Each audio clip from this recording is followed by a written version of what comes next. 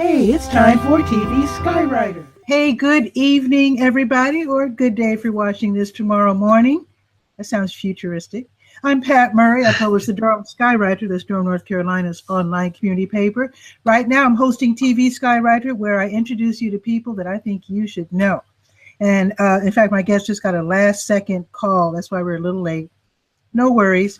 My guest is Joey Pisani, and he is the what do we call you? The owner, the proprietor? The owner Okay. of Extreme Weather Videos. Extreme Weather Videos. Welcome to the show there, Joey. Thank you. Great to be on here with you there, Pat.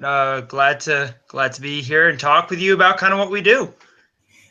We met on Blab, and in fact, this is really exciting because I don't know, you look awfully young. You probably weren't here in the early days of cable TV, but the two channels that went in the black, because cable TV, of course, was experimental back in the 70s and 80s. The first two channels to make money and to start making actually making money, the country music channel, of course, and of course the weather channel, because everybody's a huge fan of the weather after all. Absolutely. Same here. I mean, I know the Weather Channel's been around for quite a while. And I'm 25 actually, you asked. Okay. 25. So, I mean, I've seen the Weather Channel even change so much in just like the last 10 years and, how big of a company it's become.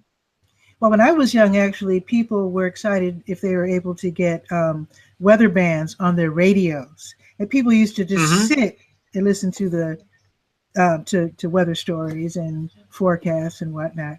So, how did you get started in your interest in the weather? Well, interesting that you should ask. I've kind of had extreme weather follow me throughout my short life so far.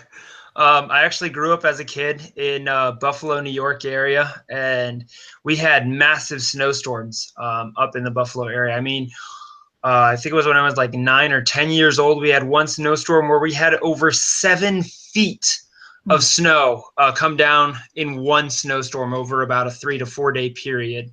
I remember seeing the photos. I remember seeing the photo. I'm from Chicago, and we've had blizzards as well. But they pale in comparison to the blizzards that upper New York State has had. Yeah, and because you get the lake effect snow coming in off of Lake Erie, so that just kind of compounds the problem, and you get those really heavy snow bands where you were getting 3 to 4 inches an hour, some even probably locally higher than that. Then when I was 10 years old, we moved from one extreme with the snowstorms and blizzards and ice storms to another extreme down in Miami, Florida, and I lived there for about 8 years. And I was down in Florida for, the famous, notoriously historic 2004, 2005 hurricane seasons down there. So I lived through Hurricane Katrina when it made its first landfall there in South Florida, came over our house at about 90 miles per hour with higher gusts. And then we also had a major hurricane, Category 3 Hurricane Wilma, came over our house, and we actually had a tornado inside of that hurricane. Everything that was outside of those 4 walls of that poured concrete structure, which was rated for 150 mile per hour wind. So thankfully the house was still standing, but everything outside was completely destroyed. Over 250,000 roofs were destroyed in my area where I was at. It made the newspaper and everything like that. That was the big story, was just the incredible amount of roof damage and tree damage and debris. And then in 2008, end of 2008, I moved up here to where I currently am at in Atlanta, Georgia. And in the following year, September of 2009, we had one of the biggest floods that the greater Atlanta area has seen. We had over 17 inches of rain fall in less than a 24-hour period, flooding major rivers, creeks, and streams. We actually have a creek here right behind my house, Stone Mountain Creek, which actually goes over to Stone Mountain Lake, is one of the tributaries for it. And that flooded, and so I went out the following day when it was safe and the water levels had dropped. They had got burst out of its banks. Knocked down a bunch of trees just from the floodwaters. went out and filmed it and sent it into the Weather Channel. And that was my first really appearance of some of my videos on the Weather Channel. That's what kind of got me started with extreme weather videos. Wait, did you say you were on the Weather Channel itself? Yes. Yeah, actually my video, actually I'd sent in 6 different videos to the Weather Channel, and they had been airing them that following day following the floods. And then that afternoon, I actually did an interview with Jeff Morrow, who I believe is still there at the Weather Channel. So he did an interview with me talking about, my videos and the damage that we had seen here in the east side of Atlanta. That must have been pretty exciting. It was. I was only 17 years old at the time.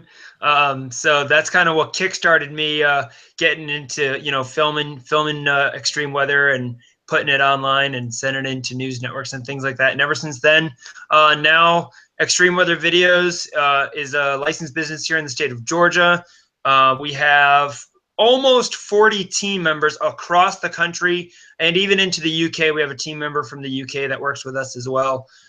Everywhere from California to Massachusetts to Florida to Montana. So all 4 corners of the continental United States, we have folks that work with us on our team. Wow. So you turned living through disasters to making it your life's work to explain it to people, to explain the weather to people. Yeah. But when you started, though, yeah. Were you more concerned with entertainment value or were you always informative the way you are now? It's more of an informative, educational aspect. I mean, there's somewhat of a media value that we do, emphasize. Making sure we're getting good quality pictures and videos to send out there to represent our brand well. But then also, personally, I always enjoy just we do a couple different things. We do something similar to what you do here with this show. We do something. It's called Stormcast. And we have me and up to 5 or 6 members of my team typically will come on and we'll discuss, recent weather events or upcoming weather events, go over, different just meteorology 101 type of thing. Like there may be a topic like, how do you read like a skew-T chart or different things like that I'm learning. I'm actually studying right now meteorology to finish my degree from Mississippi State University. So I kind of take the knowledge that I'm learning and I like to share it with others. And so that way they can be informed. And when they're looking at a radar, they can kind of interpret what they're seeing there on the radar. That's pretty amazing because a lot of students wait, to be allowed to share what they're learning with the public. I really enjoy how you just have the guts to just come out here and just show us what you know and to help us. Because you have personally helped me. I remember, now I live here in Durham, North Carolina, and I don't know if you remember this, but there was a big storm in the area. We were worried that we might even get a tornado. We had just gotten the all clear, and I we're going back and forth. I think this is when you were on Blab. And so we're going back and forth, and I told you, oh, great, we just got the thumbs up. And you said, oh, no. You said, hold on. Something else is coming your way in just a second. And you are absolutely right. I don't know what it was called, squall or big wind. Yeah, squall line, yeah. Yeah. We weren't told that part. You're given the okay, but something else was heading our way, and you were able to tell me about it, which I felt was very, very useful. I appreciate that. Yeah, and that's what we do. I mean, we have multiple ways that we, communicate with the general public, through our videos. You may be, or maybe someone that's watching may be familiar with the Periscope app. It's basically what Facebook Live is for Twitter. So we use that. We do Periscopes during, breaking weather events, and we may be on there for an hour or two discussing what's going on and talking with the people. They can type and leave their comments and questions, and we'll answer those live right there for them. Because like you gave the example, sometimes you may hear one thing, but there may be something else. So we want to make sure that we're giving the correct information to the general public so they are making sure that they're staying safe and not going back out when the threat of danger has not completely passed yet. Exactly. Does it seem strange to you that so many people love the weather? Again, people used to listen to weather radios, and people watch the Weather Channel. I mean, I watch it for hours. It's kind of, is that odd? No, I mean, weather is something that affects every single human being, no matter where you live. So I think it's just one of those types of things that so many people can gather around and unite in discussing and just enjoy, the beauty that weather can be, admire, its power that we can see, in some of like the strong storms and tornadoes and hurricanes. And it's also, a great avenue for education, kind of like what we do with learning, okay, why does, a tornado form in some types of thunderstorms, but not in others, so it's a great way to just connect with the community and make, lifelong friendships and relationships and around that common bond. So I think it's awesome that so many people, follow the weather and different groups and meteorologists and things like that. It's absolutely exciting. In fact, when we have, well, I'm in North Carolina, central North Carolina, so we really don't get direct hits, but we do get sometimes the aftermath, or we get really, really heavy rain when when Wilmington or whatever's out east is getting hit, or or South Carolina or whatever. And I will literally watch for hours because, well, I guess because I'm in media, I'm also interested, and I love to see people talking off the cuff. I like to their reaction to it. Yeah, I enjoy seeing people on camera without a script. I find that just as exciting sometimes as the weather. That's just me. But you also helped a friend named my friend Pam, who lives in the Bahamas. I think she had been either without electricity, or they were on the verge of losing their electricity, and you were able to tell her exactly when the storm was going to hit her area. So not too many of us get these personalized weather reports, but I think that's a great service that you offer. Yeah, and that's kind of one thing that sets us as a group apart, is kind of like that personalized touch to it. There are a lot of people that may come on, meteorologists, storm chasers, whatever, and they'll just kind of talk like you were saying, just kind of like following a script, being told what to say, and not really engaging with the people that are watching.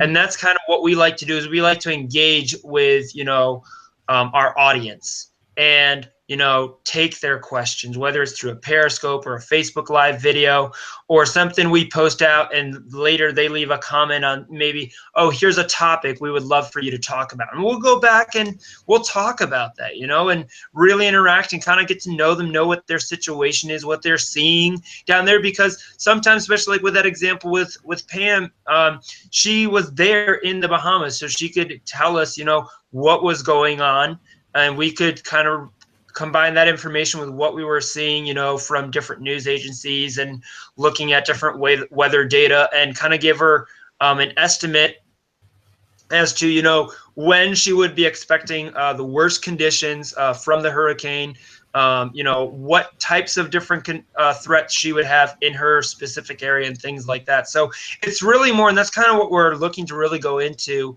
in this business, as well as really, I would like to eventually, open up like a consulting division of extreme weather videos, where people can kind of have those one-on-one conversations with me about, their specific event or thing that they have going on that they need the information for.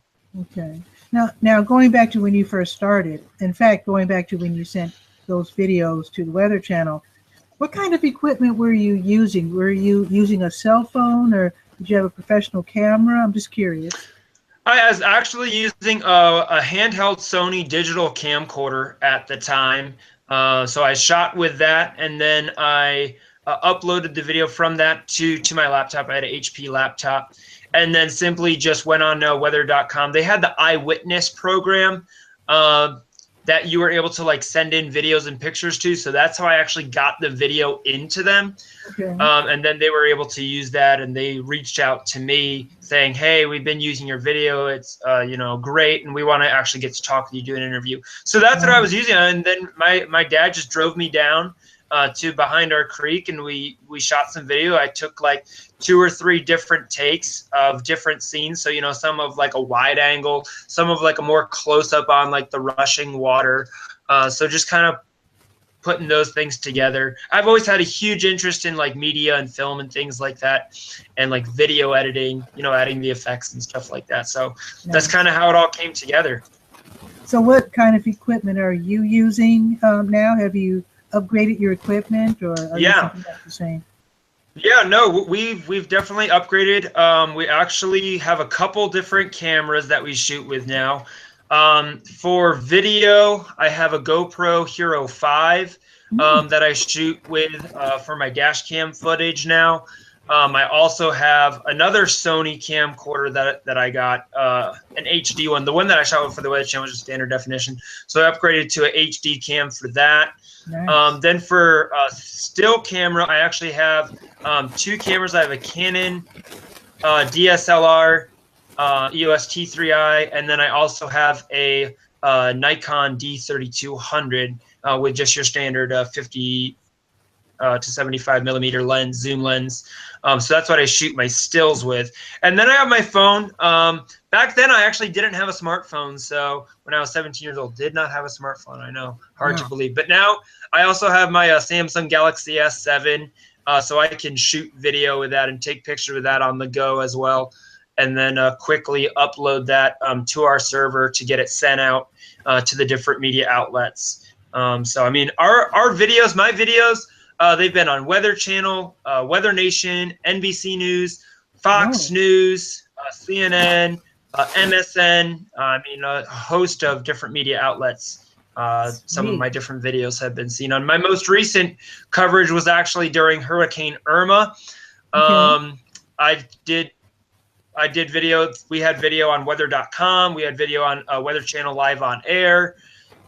We had did a live interview actually while we were out in the field in South Georgia for 11 Alive, which is one of the local TV stations here in the Atlanta metropolitan area, and did another interview with WBRL out of Columbus, Georgia, which is Southwest Georgia. So we did a lot of media coverage during Hurricane Irma. You are really making a name for yourself. And it's probably improper for me to ask you what you would do if they offered you a job, because that's in the future. And actually, it's cool being independent, but it's also cool being young and working for someone that's at the top of the field with future plans. I'm just saying. I'm not going to ask you that question, but I know that you have a lot to think about, especially after you get your degree. But I will ask you this. Who are your other team members? Oh, excellent question. So I was mentioning we have team members from all over the country. So our chase team specifically, we have about 8 different chasers that we have. So we have a couple chasers out in Arkansas, Jeff Eskenbacher and Eric Corin. That's our Arkansas crew. And then we have a good number in Oklahoma. So we have, I call them my Spavinaw crew because they're all from one of the fire departments up there, and they go out chasing fairly frequently. So I've got Mike Addison. I've got James Miller.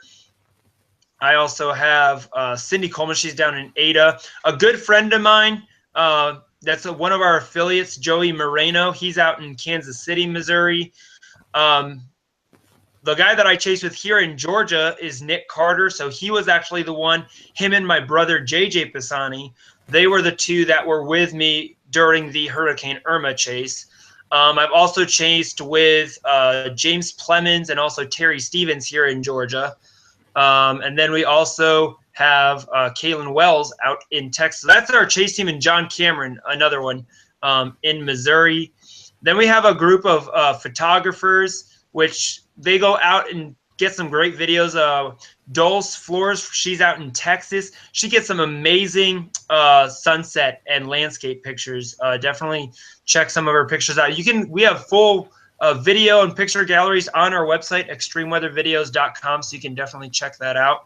Loretta Denny and Ashley Shelby, again, they also have some great pictures. And then we have, people, we have my admin team. My admins are great. That would be Dan Cloeen and Jesse Breer. Jesse's out in Iowa and Dan's up in Wisconsin. So, I mean, I have a great team of people surrounding me that help Extreme Weather Videos truly reach its full potential. And there's more, but that's just an example of kind of who we have on our team. And then we've got all of our great supporters, fans, and followers across our different social media pages. So a huge shout out to them as well. Wonderful. And you're also on Facebook as Extreme Weather Videos as well, right? Mm-hmm. Yeah. So our different social media URLs, you can get all that. Just simply log on to our website.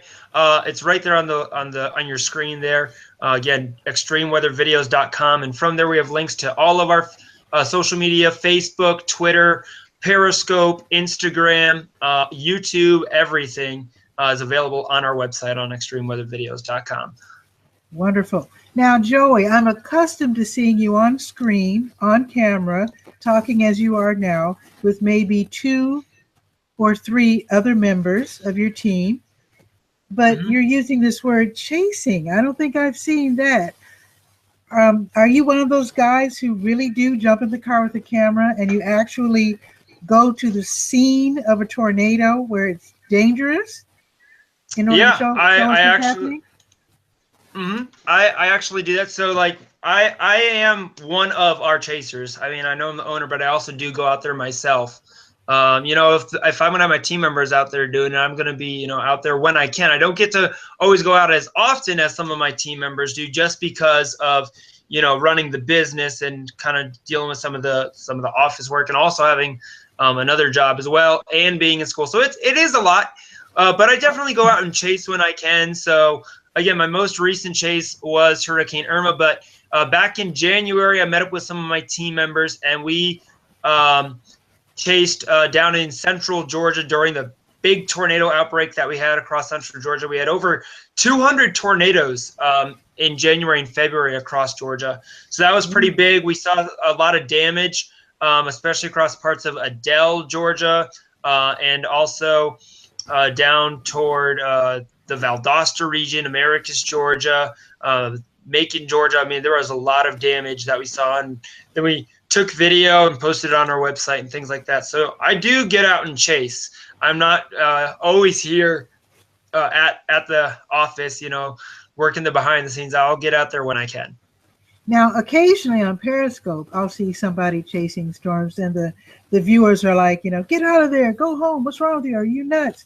So how do you stay safe? I'm assuming, and you can tell me if I'm wrong, that because you have your special expertise, you're able to know the ways that the winds are moving and how to stay out of direct, out of the path of the storm. Am I right or wrong? Yeah. So there's different tools that we use, and this also goes back into working as a team. So if we have a chaser out, one of the main ways that we actually communicate as a team is there's an app that you can download on either your desktop or your smartphone computer. It's called Zello, Zello. It's a free app. It's pretty much a walkie-talkie app. You can have, as many people on channels. So we have a list of Zello channels that we have on our smartphone. And we actually have a public channel that we would definitely invite all of you guys to join. That's the EWV. EWV stands for Extreme Weather Videos Public Lounge. And that's just a great channel if you're wanting to meet up with other weather enthusiasts, storm chasers, and just talk about what's going on in the weather. We extend an open invitation to you guys to that channel. And then we have other channels where our chases actually occur, where we give mutual aid. So we have radar techs like Steven and Ben Smith. Those are 2 of our radar techs. So we'll pair up a radar tech, member of administration, and then the chaser in one of our mutual aid channels so that the 3 of them can communicate. So that chaser is being given radar information. So if a warning goes out for their location, they're giving that the warning's out, what time it goes till, what counties it's for, the direction that the storm is traveling, if there's any, rotation within the storm. All that information is being given to that chaser. What roads they need to take, where to turn, things like that. We overlay that with Google Maps on our website, and then they're able to focus on the road and not having to looking at radar or directions. So it really helps keep us safe when we're out there. That's probably the best way to go about it. I have seen people on Periscope who I can tell they don't have the knowledge and they're just driving around. Mm-hmm. And I've seen a couple of people. Yeah, that can get dangerous. Yeah, I've seen people almost get caught where they'd have to drive backwards and do one of those NASCAR type turns and go in the opposite direction. That's pretty dangerous. I think if I were to chase storms, it would be on your team. But I know you guys would keep me safe. Yeah, exactly. And that's one of our big priorities is extreme weather videos. We're not just a group of people. We're not huge, so we like to consider ourselves, we're a family. Like I said, we only have 7 or 8 chasers on our team. I know there are, some other much larger teams that maybe have 20 or 30, but you really, at Extreme Weather Videos, you get that family type of feel, and we're always out to have each other's back, and safety is definitely a top priority. That's great. Have you considered using? We're not going to push our limits. Oh, I know, because there's no reason to risk your life just for exactly, because there's always going to be another storm. Exactly. Now, have you thought of using drone technology, or is using a drone during a storm a foolish thing to do? During a storm, it's kind of hard to use a drone, and there are a couple things with drones. In order to use a drone, you have to have a license. So that would be the first step. It is something we're looking into. I was actually kind of doing some research on it not too long ago, and it's something we're looking into. But where drone video comes in the weather field is really more after the storm, getting those aerial shots of any damage that occurs. And things like that, or even that could be really helpful before, before a storm, kind of seeing the storm structure. But in the middle of a storm, using a drone would be kind of foolish, just because trying to control the flight with higher winds and things like that really could get tricky. And drones are expensive pieces of equipment. I mean, you're talking anywhere from, I'd say, $800 to $3,000 or $5,000. For a good quality drone, that you're going to be able to get good video with and have decent control over. I know people see these, little $50 drones, but that's kind of just like, toy drones, maybe go up, 20, 30 feet in the air. But it's something that I would definitely, if given the opportunity and, have the means to do it, I would love to have a drone one day for the purpose of studying aftermath. You were talking about perhaps being a consultant. I did listen to a news report out west, where they're having all of those fires in Southern California. The wildfires, yeah. Yeah, and someone wanted to know if their house was still standing. I can imagine a drone, maybe not during those conditions, but maybe, like you said, the aftermath of a storm where the danger has already passed, where you could offer services where people can say, can you check the block of 5300 North State Street or whatever, and that you could do so with a drone. I think that would be a really excellent service. Yeah, exactly. Post-storm survey and assessment and things like that. And insurance companies can use that as well. That type of content. Do you think the insurance companies are doing that already, or do you think they're planning? There are some. I think there are some that are starting to begin using, drones to help assess, damage. And drones also, they offer you a unique perspective. You're not having to, climb ladders or anything like that to do a roof inspection or things like that. If a hailstorm goes through, you can just use a drone and, get it up in the air and bring it up near the roof, take video of it, and then, you can watch that video live on your computer or whatever, or your smartphone that the drone is hooked up to, and, kind of determine that without having to, do all that manual labor. So I definitely think that, going forward, drones are going to be really beginning to make a mark in the weather industry. Well, I'm really looking forward to seeing them on your channel. And the lady that you said who has the beautiful sunsets and what, that would be beautiful with the drone. Yeah, That'd and be getting really some nice. time. Like I've seen some drone time lapses. So I mean, there are definitely some really good things that we could do with a drone. So I mean, that's definitely something we're going to be, seeking to, raise support for in the coming months. Absolutely.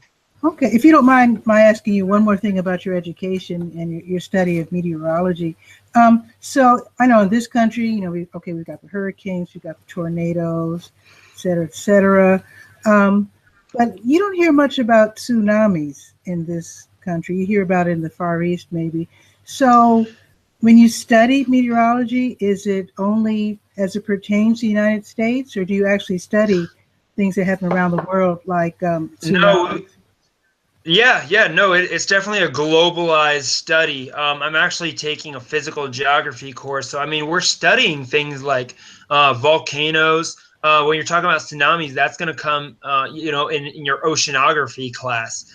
You'll have a good section on, tsunami prediction and what causes tsunami, different ways for, emergency preparedness and what countries are doing, world geography. So, I mean, definitely in when you're studying for meteorology degree, it's not just with a focus on, just how to predict the weather in just the United States. It's if I were to move to the UK, I can use the same skill set and the same knowledge to, forecast weather really anywhere across the world, because you learn about climatology and how different climates affect the weather and topography and all those. There's a lot of different factors, but we do learn about all those different things in Okay. our studies. Is it true that a cyclone is the same thing as a hurricane, but it's just called that in other parts of the world? Yes.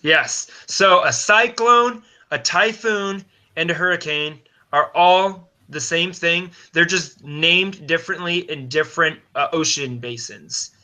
So, in your Atlantic and your Eastern Pacific, they're called hurricanes.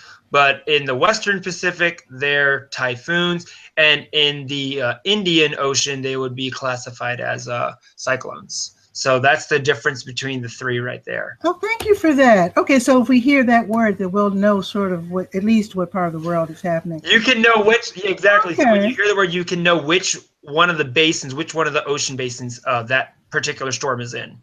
So Okay, if that it's makes a sense. hurricane, it's either in the Eastern Pacific or the Atlantic. If it is a typhoon, it's in the Western Pacific. And if it is a cyclone, it's in the Indian Ocean. Awesome. Okay. Now, Or I'm Southern from the Pacific, I think, as Midwest. well. I think Southern Um, Pacific. I guess you can have a tornado anywhere, but I'm from the Midwest, and it seems that there's more tornadoes in the Midwest, especially places like you said, Oklahoma. Than I don't. But you do have tornadoes in other countries as well, like Yeah, I was going to ask you that. over in Germany, Uh-huh. those areas, parts of Europe, they do see tornadoes. I've even seen where they've had landspout tornadoes, even in places like Iraq, Oh, and even over toward parts of the Pacific. But again, your majority of your tornadoes are going to be across the United States. okay. And water But there are spouts. tornadoes in other regions of the world.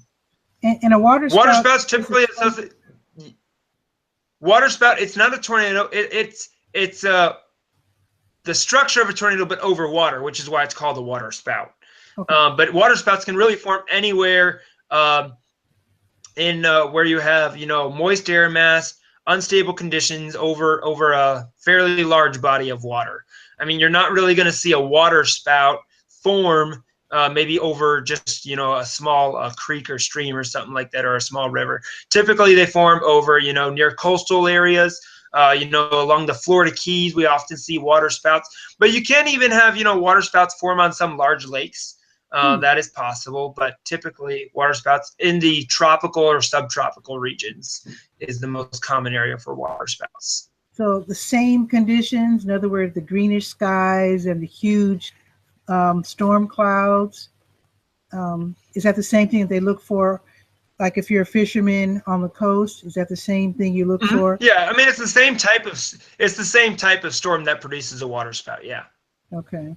Now you did say earlier in the show that you asked the question. You were asking it rhetorically, but I really like to know the answer. You asked, why does a tornado form in some storm clouds and not others? So I'm curious about that. I'm sorry, I didn't hear it. It was breaking up there a little bit. I asked about tornadoes forming where. Yeah, you asked rhetorically, why do tornadoes form in some storm clouds and not others? And I'm guessing temperature? There's a couple different factors. Yes, I know exactly what you're talking about. Yeah, there's a couple different factors why tornadoes form in some storms.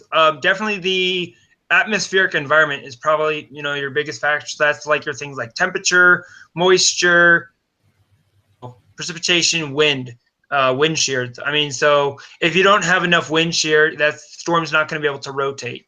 And if you don't have a rotating storm, you're not going to get a tornado. So that's why, like, typically most tornadoes, not all tornadoes, but most tornadoes form in what we call supercells. Whereas, if you have just, a discrete, pop-up single cell or multi-cell cluster storm, you don't have any sort of wind shear to go along with it, then you're not going to be able to get a tornado to form out of the storm. Because remember, a tornado is just, it's a large swirling mass of air is really what it is. Mm-hmm. So, I mean, it starts at the ground and then it tilts upward with those veering winds as you go higher up into the atmosphere. And there's, a lot of ingredients. So it takes, a unique set of ingredients to really get those storms to produce tornadoes. Okay. I want to respect your time. So I have a couple more questions. So when it comes to... You're good. With someone like you, someone who's an expert at the weather, do they only work at places like the Weather Channel? Do they have weather staff at places like, I don't know, airports? Mm-hmm. Or, yeah. So, I mean, yeah, the opportunities once I finish my degree are pretty far reaching. You could work anywhere at like a media station. You could even work, as I mentioned earlier, with an insurance company. Insurance companies hire meteorologists. You could also work with an airline. Airlines have aviation meteorologists. You could even work in, the private sector in like a consulting firm or an environmental agency.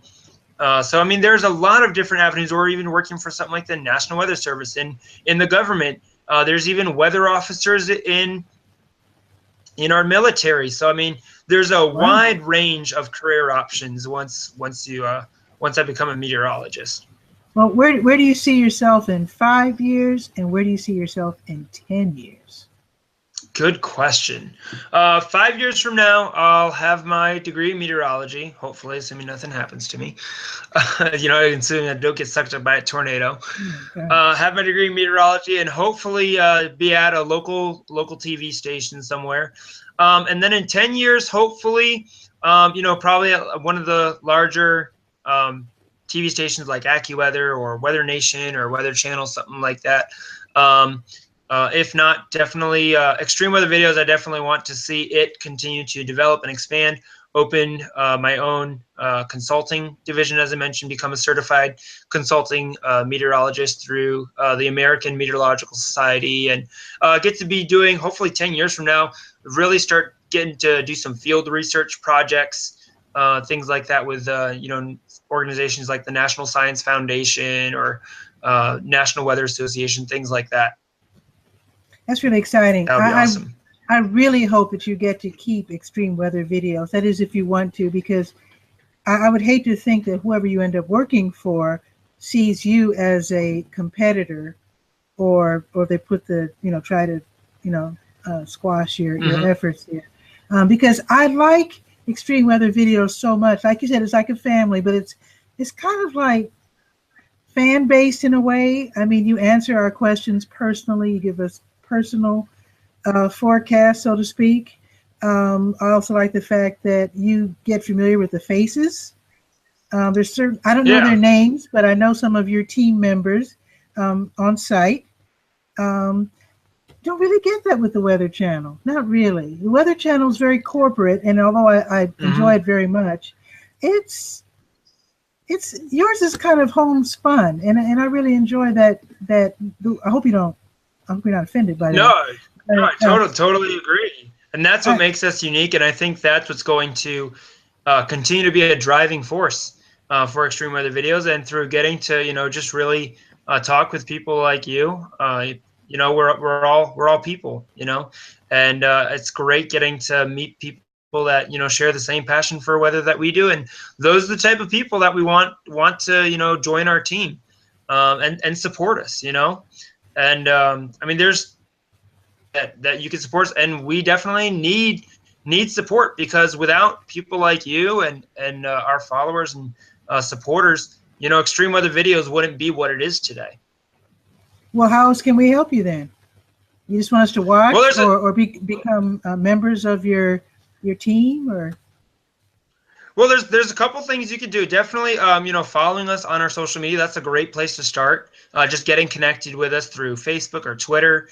But then, we have on our website, we actually have an online store that we've opened up. And so we're starting to develop some promotional materials that you can actually buy. We have a couple different T-shirts available. And this is one that I like to wear whenever I'm out chasing.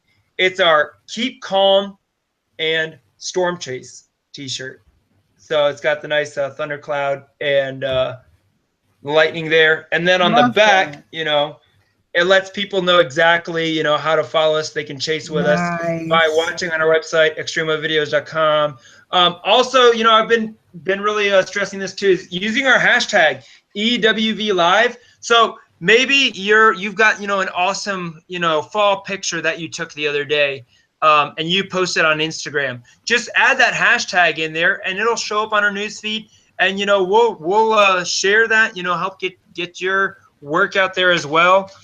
We also have bumper stickers that you can buy on our website.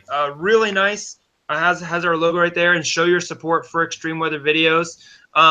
And then we even have, obviously it is winter season. So yes, one last thing that I feel that every supporter of Extreme Weather Videos needs is a nice Extreme Weather Videos coffee mug to drink your hot chocolate out of this winter while you're watching the snowfall, and maybe watching one of our periscopes talking about the snowfall. So, I mean, and you can get all that stuff. The coffee mug and the bumper stickers, they're available on our sister website, which is extremeweathervideos.net. And let me tell you a little bit about the .net website, because this is something where everyone from the community can get involved. That's our social media site that is open to the public. So it's very similar to Facebook. So you can just simply register on there for an account on extremeweathervideos.net. And then you have like your wall. You can post pictures and videos of different things that you see, leave comments and stuff like that. And that's where our store is. And then the T-shirts are available through our main website, extremeweathervideos.com. And on there, that's where you can watch the live video from the field from our storm chasers and other chasers, not just ours. We have hundreds of storm chasers that you can watch directly on our website at extremeweathervideos.com. Just click on the live video tab, and that'll take you to that, we're sponsored by Severe Studios and Zoom Radar. So we definitely, appreciate that and them helping us out with that. So, I mean, there's a whole lot of information out there for you guys. You just got to do a little bit of digging, spend some time on our website, and you're really going to like what you find. I guarantee it. Thank you so much, Joy. And in fact, I'm going to sign up for extremeweathervideos.net. I will definitely do that. Yeah, it's the Extreme Weather Videos Live Network. So we're definitely invite you guys to join the network. And you can also search on Facebook. We have a group. It's the Extreme Weather Video Storm Chasing Network. Just type that in, and I'll show that to you here. Give me just a second. I can actually share my screen here. Forgot about that. But yeah, you can just go to Facebook and one second. Gotta come back here.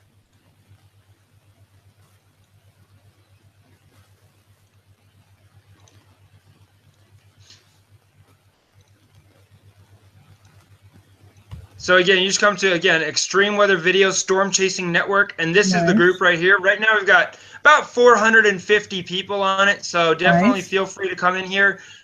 You know, we've got some awesome people like Stephen Vick just earlier today posted a great lightning video that he saw out there in Lake Worth, Texas. So that's a great place where you can just connect with other storm chasers and weather enthusiasts. Post your pictures, post your videos, That's very nice. you know, comment about extreme weather videos.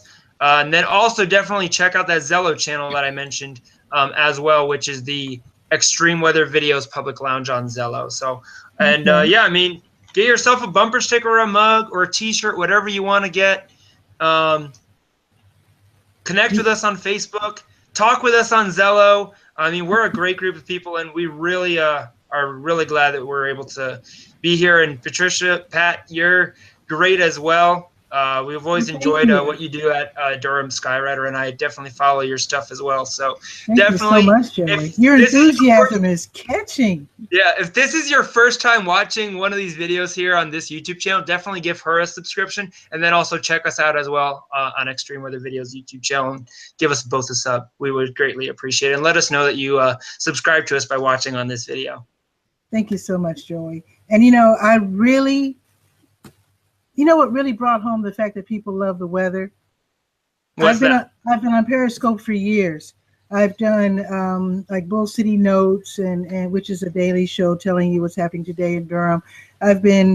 Sometimes I'll show wherever I am. I don't know, City Hall, Duke Gardens, whatever.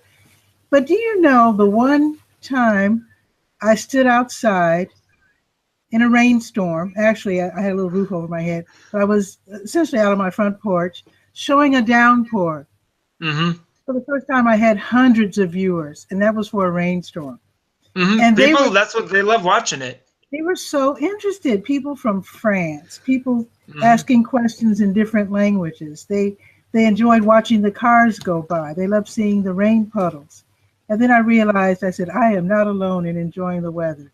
No, you're not. And you know, that's the great thing about the weather community, is it, you know, connects all of us. No matter what else we may disagree on, we can all agree that, you know, we enjoy watching the weather. Absolutely. And thank you again so much, Joy, for being a guest on the show. Anytime you want to come back, I'd love to have you back on TV Skywriter. I appreciate it, Pat. Thank you so much for having me on. It's been great talking with you this evening. Thanks again.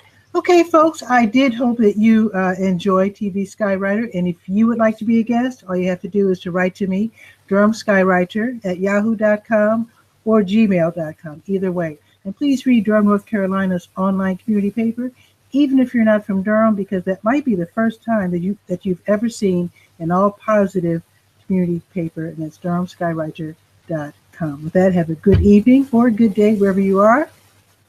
Ciao for now.